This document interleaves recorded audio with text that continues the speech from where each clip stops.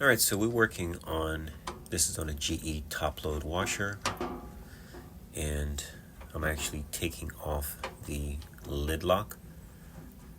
Customer stated that she had purchased a lock and her washer still wasn't working, so she wanted me to come out and replace the lock.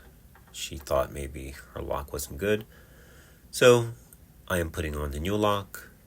And the original issue with her washer, well, let me back up a little bit. Some other company had gone out and diagnosed the machine, said she needed a sensor, and she wasn't too comfortable with what they were saying. So I was called, and when I got there, I obviously replaced the lock as she requested and put the machine back together, and the machine still wasn't doing what it was supposed to be doing. So it wasn't draining, wasn't spinning, and when I got there, it was letting in way too much water, like way too much water. So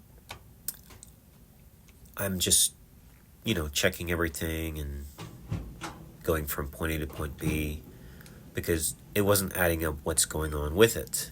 So I asked her a few questions and whatnot, and supposedly what I think happened, either the tech that was there did something, and I'm just presuming, but it makes no sense that the machine was working before, and after he left, that lid lock, the door strike actually was the issue, and we will find that out towards the end.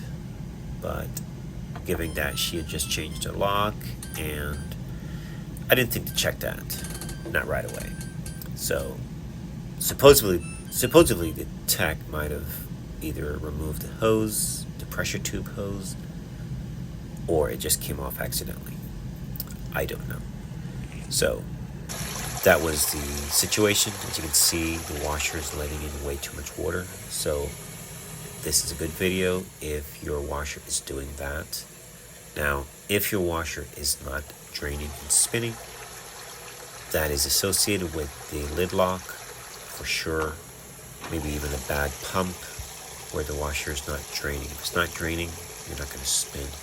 So I was using my magnet just to see if there's any, sometimes the switch needs to be activated. And so follow along, pretty much gonna just let you guys watch the rest of the video.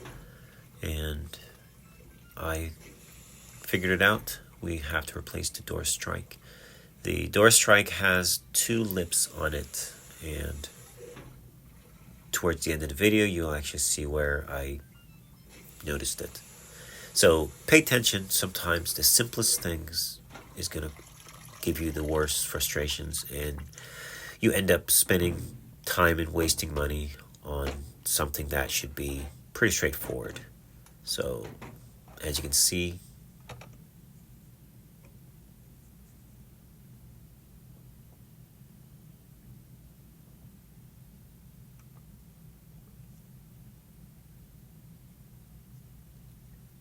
are you still here?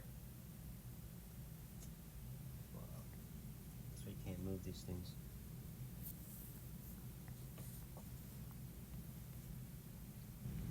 Alright guys, if this ever happened to you, okay, see that?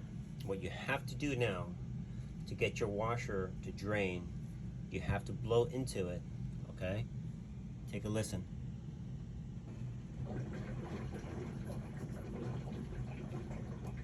And you want to keep blowing, you want to pinch it. So now you're holding all that air in the tub, and we're going to present it to the board on the transducer. That's the only way to do that, otherwise your washer will overflow. Let me get that on there. See that little tube? It has to be on there, so you got to be careful when you move your machine. It will come off. Another way of doing it, you blow and pinch, and then we're able to get it over there because you have more leverage. So I will need the extra hand but keep it pinched and then get it over there. Get it under the wires, unplug the units, don't leave it plugged in. You don't want to have anything touching the board. Alright. So it's on. Now, if I try to do drain and spin, this washer should not let water in. It should go directly into drain because the sensor says it's too full. So let's see now. Or we might need to unplug. We might have to unplug it to reset it. Yep, let's unplug.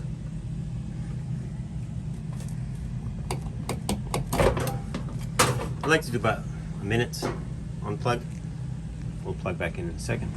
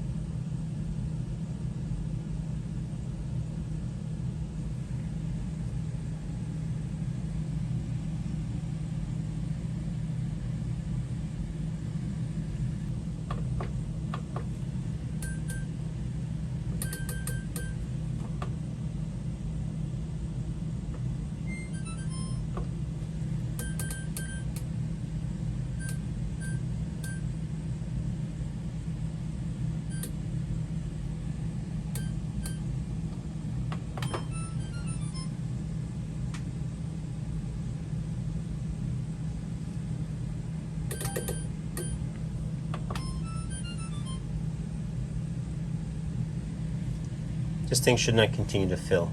It should go into drain.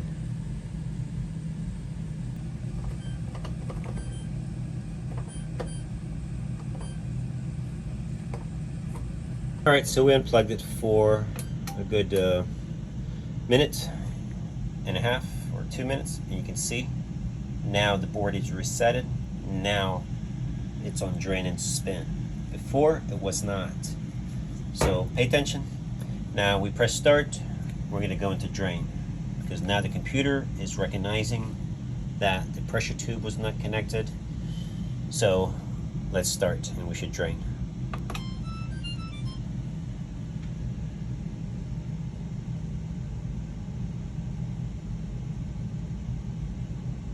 Unless we have a problem with our lid lock.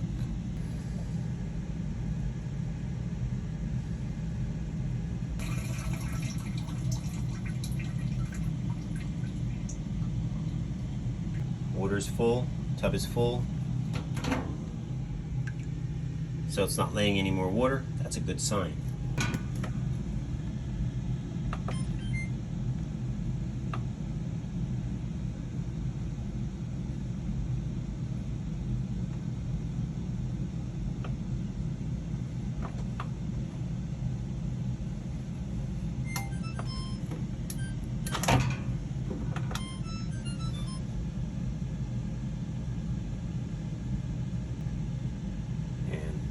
Your lid switch, when you changed it, you didn't do, the strike was okay, you didn't change it.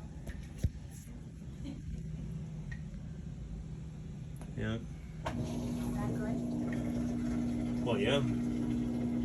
But something to do with the connection on the latch where it goes into the lock itself. So now it should spin. Yeah, the lid is on. So we weren't getting voltage because the lid lock really wasn't engaging for some reason. Huh?